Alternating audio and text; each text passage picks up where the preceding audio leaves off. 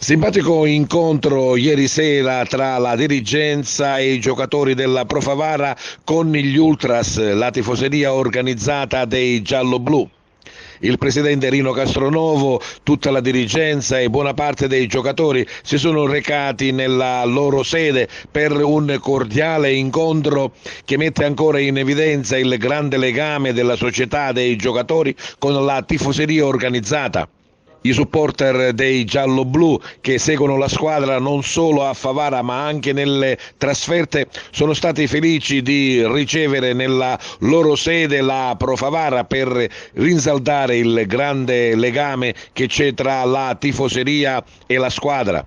Un momento di unione, di condivisione ma anche di organizzazione in vista del prosieguo del campionato che vede la Pro Favara al secondo posto in classifica all'inseguimento della Nissa.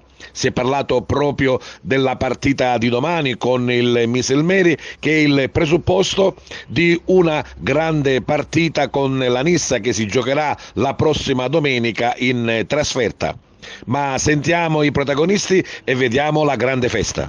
La fase decisiva del campionato, domenica dopo la bella vittoria a Mazara con la Mazara 46 c'è stata la svolta, la città è tutta attorno alla squadra, questo entusiasmo si tocca in maniera tangibile, però non pensiamo ancora alle altre giornate. Domenica abbiamo una partita difficile con il Miselmeri e vogliamo vincerla in 12 insieme al pubblico, per questo lanciamo un messaggio, vogliamo Favara che riempia lo stadio Broccoleri, perché quando vuole Favara fa il sold out. E domenica è una di queste partite, il Miselmeri è una bella squadra ma noi siamo consapevoli della nostra forza e dopo penseremo alle altre partite perché ci sarà poi una trasferta che sarà importante per il nostro proseguo del campionato. Noi ci crediamo dall'inizio, ci crediamo ancora di più dopo Mazara.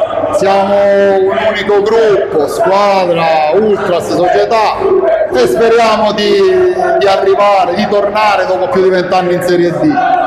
Tutti insieme possiamo raggiungere l'obiettivo nonostante il cammino pazzesco della Nissa. È stato un bel percorso fino in questo momento da parte della Pro Favara, seconda forza del campionato, tutte le partite in trasferta vinte, c'è la Nissa che sta un po' più avanti ma si può fare. Sì, si può fare, speriamo in qualcosa di positivo che arrivi da Sciacca. Noi dobbiamo battere il Miselmeri e poi comunque ci andiamo a giocare tutto a Caltanissetta. Favara Ultras è pronta, speriamo di coinvolgere maggiormente la città, saremo tantissimi a Caltanissetta ma prima, ripeto, è importante superare il Miselmeri e poi andremo a giocarci tutto a Caltanissetta. Il campionato è ancora lungo, la squadra è forte, attrezzata, è stata ulteriormente migliorata e noi ci crediamo da agosto e dopo Mazara siamo tutti carichi. Mazara può essere la svolta di questa stagione. Sì,